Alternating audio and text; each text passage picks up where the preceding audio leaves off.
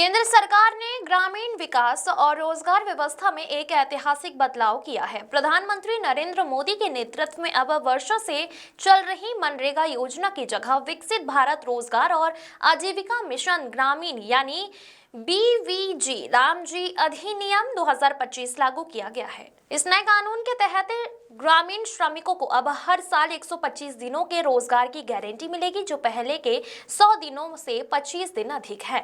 गुजरात के वलसाड में आयोजित एक प्रेस कॉन्फ्रेंस में भाजपा नेताओं ने इस नए अधिनियम की विस्तृत जानकारी मीडिया के साथ साझा की। नेताओं ने बताया कि वीबीजी रामजी अधिनियम के तहत श्रमिकों की मजदूरी अब सिर्फ 7 दिनों के भीतर सीधे उनके बैंक खातों में डीबीटी के माध्यम से जमा कर दी जाएगी, जबकि पहले भुगतान में कई बार महीनों लग जाते थे। कृषि क्षेत्र को ध्यान में रखते हुए इस योजना में विशेष प्रावधान किए गए हैं। बुवाई और कटाई के मौसम में खेतों में श्रमिकों की कमी न हो, इसके लिए राज्य सरकार को साल में 60 दिनों तक योजना के कार्य स्थायी रूप से निलंबित करने का अधिकार दिया गया है। भ्रष्टाचार पर लगाम कसने के लिए सभी कार्यों को जीरो टैग किया जाएगा और श्रमिकों की उपस्थिति बायोमेट्रिक प्रणाली में दर्ज की जाएगी। इसके साथ ही सामाजिक लेखा परीक्षा को भी अनिवार्य कर दिया गया है। वित्तीय हिस्सेदारी की बात करें तो इस योजना में केंद्र सरकार 60% और राज्य सरकार 40% खर्च वहन करेगी।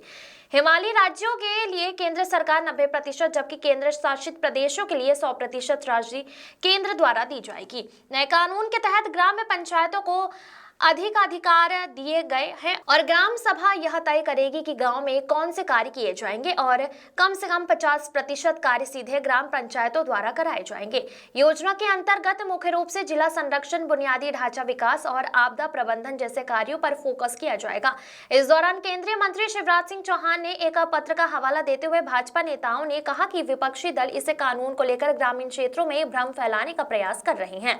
नेताओं ने बताया कि इस अधिनियम का नाम भगवान श्री नाम के नाम पर वीबीजी रामजी रखा गया है, जो महात्मा गांधी के राम राज्य और ग्राम स्वराज के विचारों को साकार करने का प्रतीक है। यह योजना केवल रोजगार तक सीमित नहीं है, बल्कि इसके माध्यम से गांवों में स्कूल, अस्पताल, आंगनबाड़ी और पक्की सड़कों के निर्माण को भी बढ़ावा मिलेगा, जिसके विकसित गांवों की परिकल्पना साकार होगी। केंद्र सरकार का यह नया अधिनियम ग्रामीण भारत को आत्मनिर्भर बनाने की दिशा में एक बड़ा कदम माना जा रहा है। वीबीजी रामजी अधिनियम 2025 ની મંજૂરી બંને ગૃહમાં મળી ગઈ છે।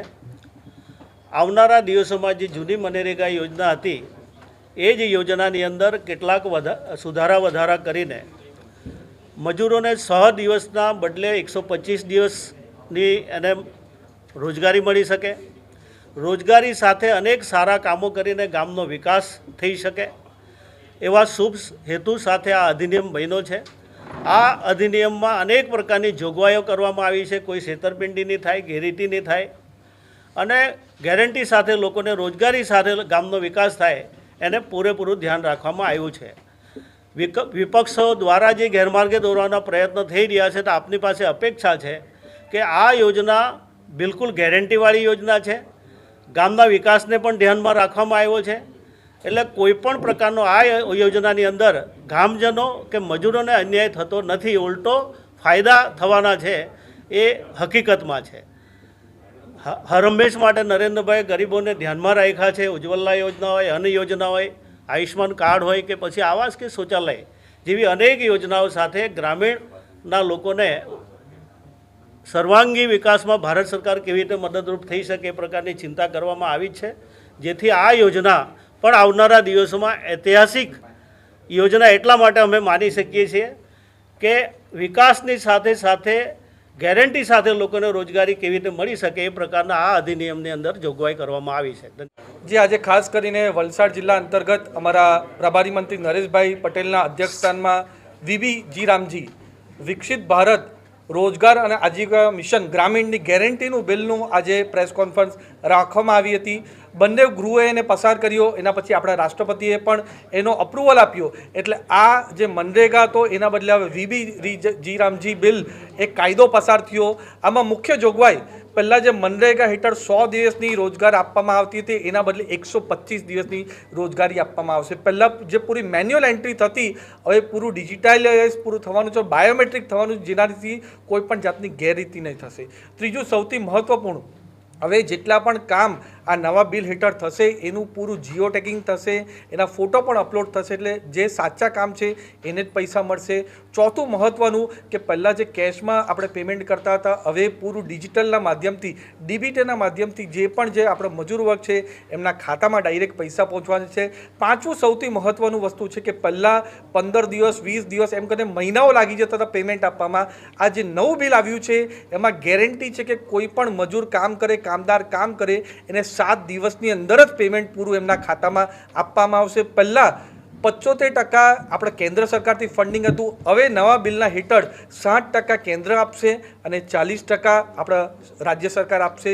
જે આપણા હિમાલયન રાજ્ય છે એમાં 90% આપણા કેન્દ્ર સરકાર આપશે ને 10% રાજ્ય સરકાર આપશે, અને જે કેન્દ્ર શાસિત પ્રદેશ છે એમાં 100% આપણા કેન્દ્ર સરકાર દ્વારા પૂરું ફંડિંગ આપવામાં આવશે. એનાથી પણ મહત્ત્વપૂર્ણ જે મનરેગા બિલ હતું એમાં 260 જેટલા કામ હતા. આ જે નવું આપણું વીબીજી રામજી બિલ આવ્યું છે એમાં ફક્ત 4 કામ પર જ પ્રાધાન્ય આપવામાં આવ્યું છે. એમાં જળ સ્ટ્રક્ચર હોય કે આપણે ગામના એસેટ કઈ રીતના ક્રિએટ કરવાનું એની પર ભાર આપવામાં આવ્યું છે. અને જેમ વાત કરી કે આનું પૂરું ગ્રામ સભા નક્કી કરશે કે કયા કામ કરવાના છે કયા નહીં. એટલે આ નવું બિલ છે એમાં ગેરંટી છે, ને સાથે સાથે સૌથી સારું વસ્તુ જે આમાં છે, પહેલાં જે વાવણી અને કાપણીની સિઝન હોય ત્યારે આપણા ખેતરમાં આપણા ખેડૂતોને મજૂરો નહીં બનતા હતા, કારણ કે એમને ગેરંટી કાર્ડ હેઠળ મનરેગામાં કામ હતું.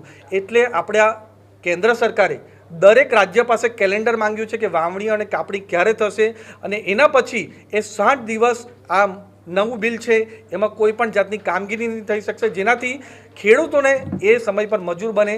એ રીતે રાજ્ય અને કેન્દ્ર સાથે મળીને કઈ રીતે આપણે સશક્ત ગ્રામ સભા અને વિકસિત ભારતનું મોદી સાહેબ સંકલ્પ લઈ રહ્યા છે એમાં આગળ વધવાનું આ પૂરી યોજના છે.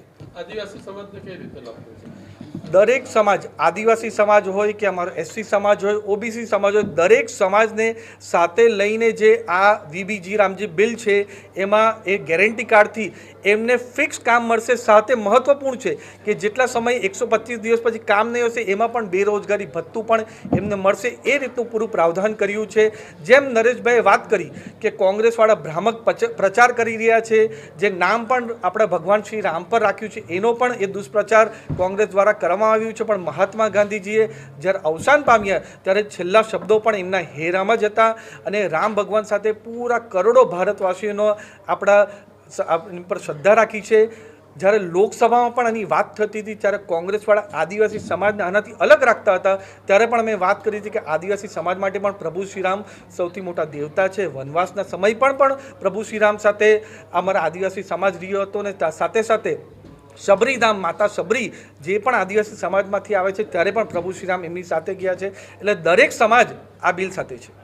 द वॉइस न्यूज के लिए ओलिवर ठक्कर की रिपोर्ट।